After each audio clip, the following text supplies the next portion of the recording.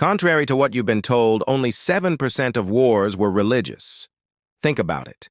And don't use Hitler as a Christian example. It's false even on a common sense level.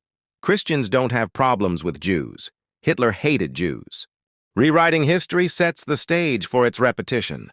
God called us to love people. He did not call us to agree with them. Just because someone does not agree with you does not mean they are judging and hate you. Already people are beginning to forget about communism. They're beginning to forget about the victims of communism, which now number, we know, about 100 million. I mean, there was no freedom.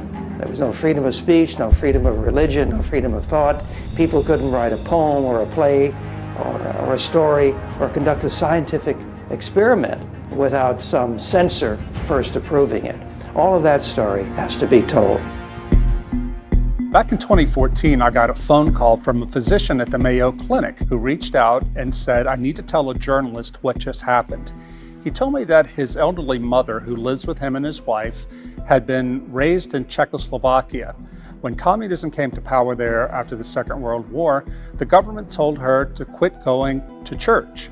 She said, I'm not going to quit going to church. They threw her in prison for 4 years and tortured her as a so-called Vatican spy.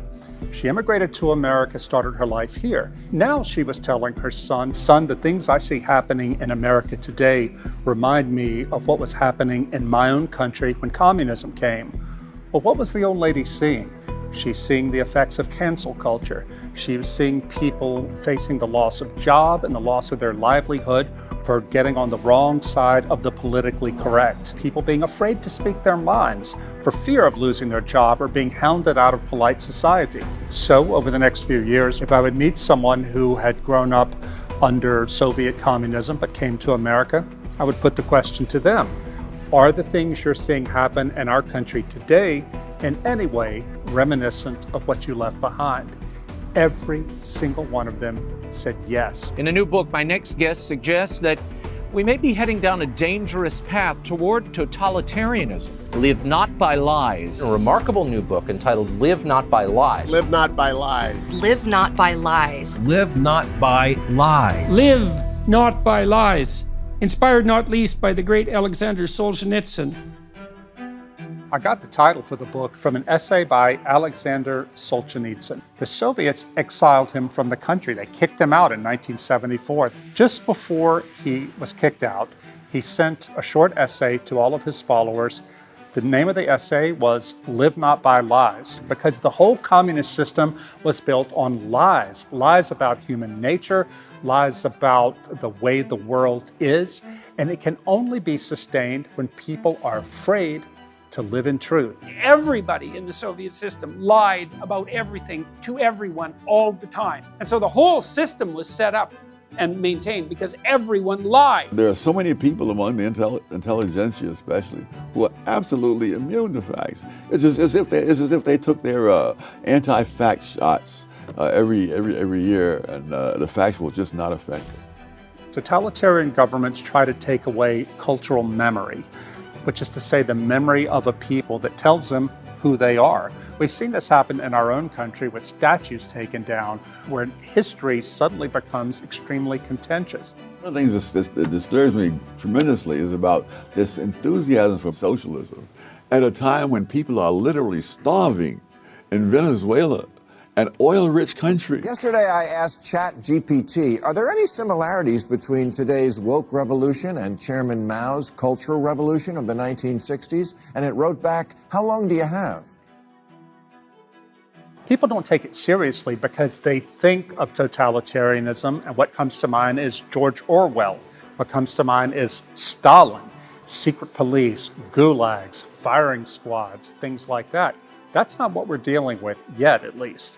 In China, they have what's called a social credit system under which the Chinese government controls every Chinese citizen. It has the computer power to track everybody's movements all throughout the day. If you meet with people the government considers to be antisocial, that is to say Christians or dissidents, that is noted by the system and you get automatically a lower social credit rating. Eventually, if you get a low enough social credit rating, you can't buy or sell or participate in the economy.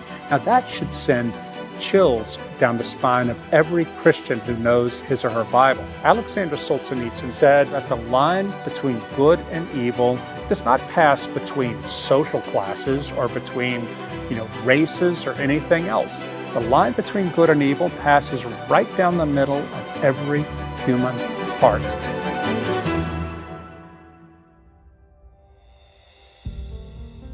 I remember standing on a street corner in Moscow talking to a white-haired, elderly Russian Baptist pastor, a man whose father and the fathers of all the men in his community when they were little were taken away by Stalin and sent to Siberia.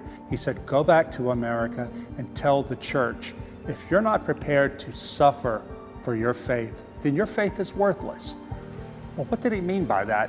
Through every generation of Christianity, even today in countries like Egypt, in the Muslim world, and in China, Christians are suffering for their faith.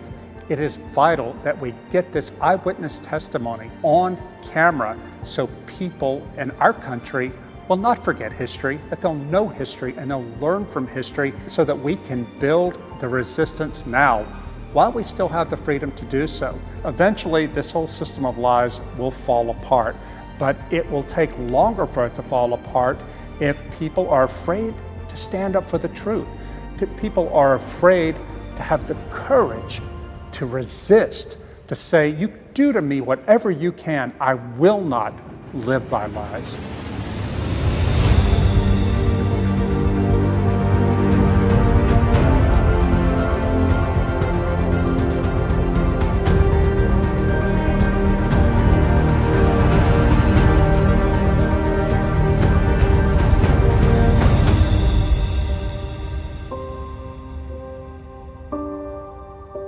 Hi, my name's Isaiah Smallman, and I'm the director of the Live Not by Lies documentary series.